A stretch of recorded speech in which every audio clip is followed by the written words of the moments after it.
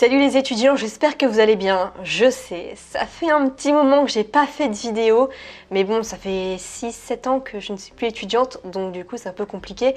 Pour ceux qui découvrent cette vidéo, pour retracer rapidement, j'ai fait des études de droit jusqu'en 2016 et j'ai obtenu mon diplôme en master droit des affaires en 2016 du coup.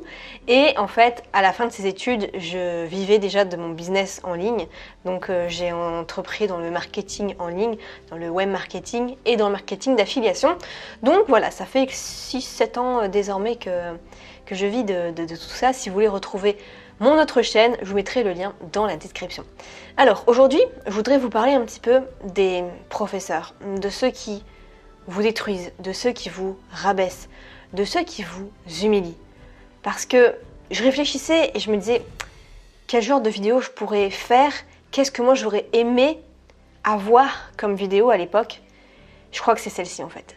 C'est une vidéo où, en fait, il y a tellement de profs en France, pas tous hein, bien sûr, mais il y en a quand même pas mal qui sont, je sais pas, assez frustrés, assez mal dans leur peau, assez malheureux, assez même jaloux, qui vont rabaisser les autres pour essayer de se sentir un peu plus supérieur. Et je trouve ça assez triste, assez dommage.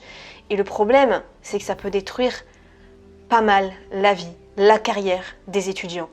Les étudiants qui, déjà, n'ont pas énormément confiance en eux, avec une remarque négative d'un prof, là ça tombe complètement et ça peut être même un décrochage scolaire ou alors briser leurs rêves. Alors j'ai eu la chance de ne pas trop rencontrer ce genre de prof. Ça m'est arrivé une fois au lycée, mais en même temps je le cherchais un petit peu. C'était ma période, je pense, un peu ado, un peu rebelle, où j'en avais tellement marre de galérer, de travailler 10 fois plus que les autres et malgré tout d'avoir en dessous de la moyenne, que j'en avais marre en fait. Quand on me rendait une mauvaise note, je rigolais et du coup c'était un petit peu vu comme de l'insolence. Ouais, j'étais comme ça à un moment, on dirait pas, mais en fait si. Et donc du coup forcément ça se passait mal avec certains profs dans certaines matières.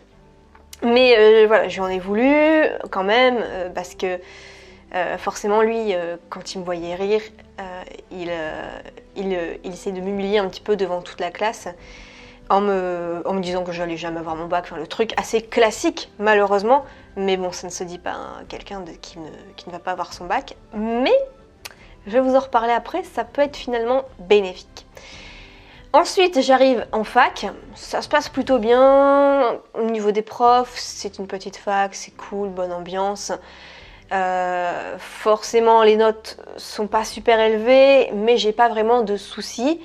Après, je pars faire mon master dans une autre fac et là, par contre, ça se passe super mal. C'est une grande fac. J'ai l'impression de me sentir comme un numéro. Si on a une mauvaise note, enfin là-bas, c'était rempli quand même de profs très très mal dans leur peau et qui prenaient plaisir, un plaisir malsain à rabaisser les élèves.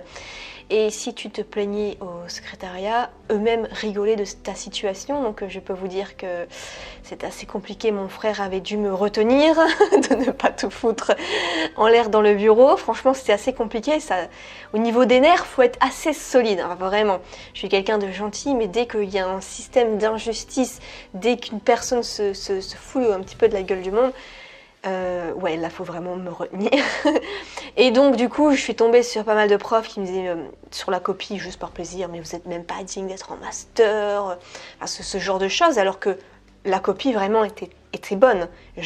Parce que j'avais des amis qui étaient profs de droit et ils me disaient mais je comprends pas pourquoi on te rabaisse à ce point là, enfin, c'est que le prof a un souci un souci dans sa vie personnelle, c'est pas contre toi, c'est juste que il a un problème quoi.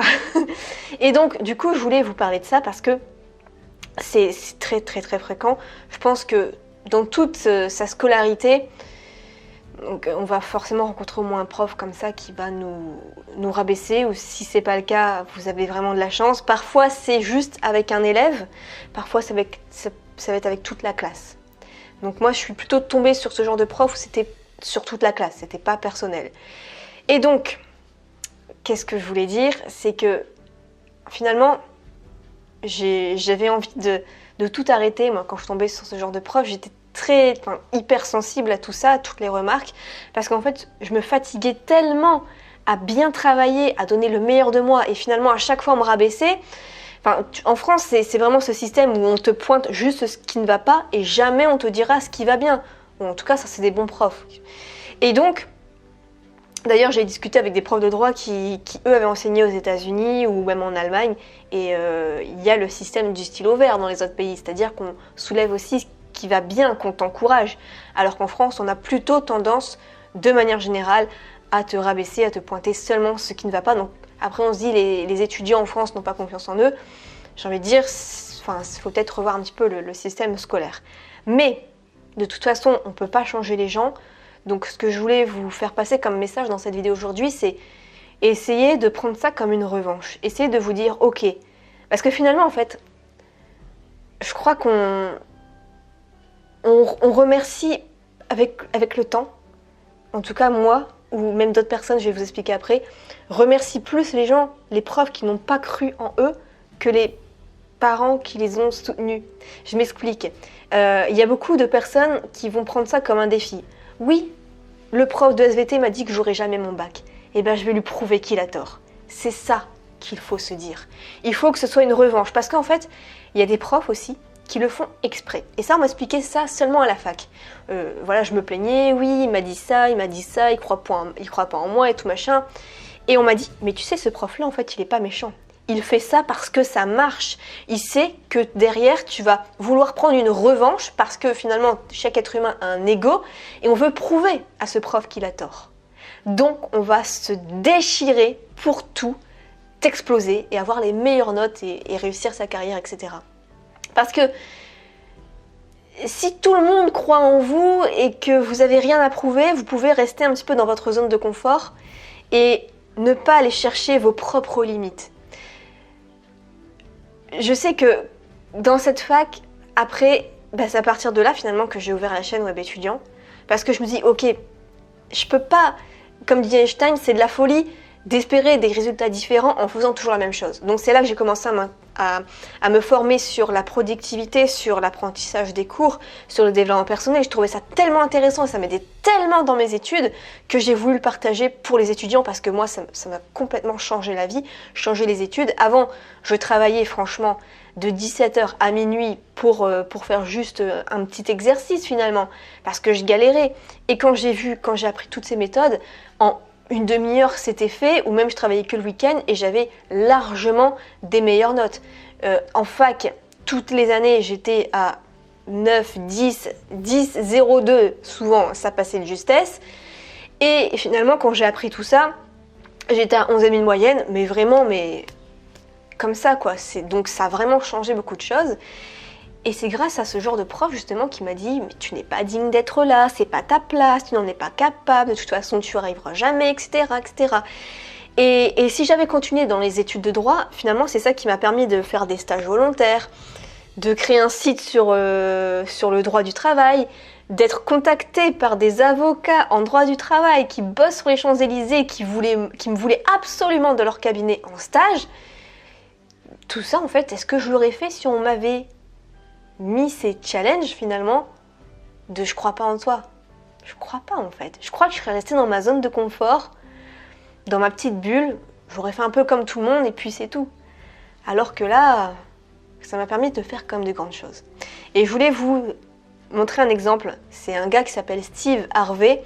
C'est un comédien, un acteur, un écrivain aux États-Unis qui est très connu, qui a fait pas mal de télé, notamment il est passé dans l'émission d'Oprah Winfrey, donc souvent c'est le Graal pour les personnes connues ça.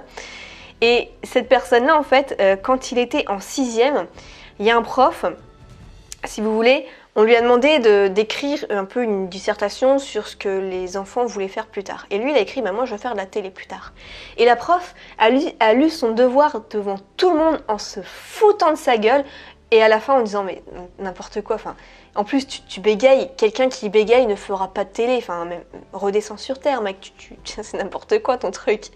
Et ça a été très très blessant pour lui, vraiment. Et pire, le prof ou la prof a appelé les parents de Steve après pour lui dire non mais attendez mais c'est n'importe quoi, il veut faire de la télé alors qu'il bégaye. Donc notamment il a humilié devant toute la classe mais aussi devant ses parents.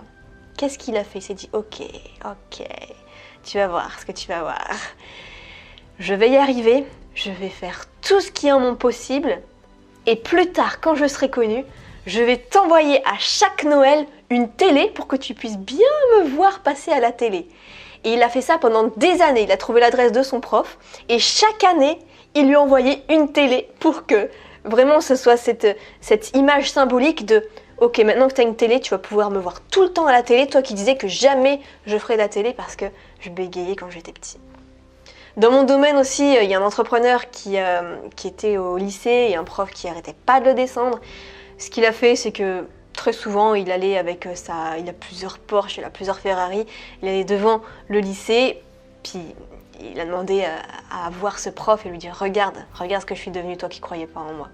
Donc parfois, il y a des profs qui le font exprès, parfois il y en a qui le font pas exprès, parfois c'est un peu un mix des deux pour voir jusqu'où sont vos limites, mais ça peut marcher. Donc, essayez de voir ça comme une revanche, essayez de prouver quelque chose, parce que l'ego, le dépassement de soi, prouver quelque chose, ça peut être un excellent moteur. Et moi, dans l'entrepreneuriat aussi, il y a quelqu'un que je considérais beaucoup, qui croyait pas du tout en moi, qui me voyait un peu comme une petite joueuse. Et finalement, j'ai réussi à faire bien plus que lui. Aujourd'hui, même il a abandonné parce qu'il n'y arrivait pas. Donc voilà, j'ai fait ma revanche et ça a été un moteur énorme pour moi. Donc, je voudrais m'adresser à toutes ces personnes qui n'ont pas forcément confiance en eux au début. N'essayez de ne pas vous faire briser vos ailes, de ne pas rester à terre, mais de vous relever, de vous dire « Ok, en fait, c'est un défi que ce prof me lance et je vais lui prouver qu'il a tort. » Et puis après, vous faites ce que vous voulez, vous pouvez envoyer votre bulletin de paie plus tard chaque mois à votre prof, vous pouvez passer en voiture devant, vous pouvez l'inviter pour un apéro dans votre villa luxueuse, vous faites ce que vous voulez, mais la vengeance est un plat qui se mange froid et puis ça peut être vraiment sympa et vous serez rempli de gratitude. Voilà pour cette courte vidéo, j'aimerais bien avoir vos témoignages. Si jamais il y a un prof qui vous a mis au défi et qu'est-ce que ça vous a permis de faire? Ce serait vraiment sympa, je serais vraiment très contente de lire tous vos commentaires à ce sujet. Je vous souhaite plein de succès dans vos études. Ciao!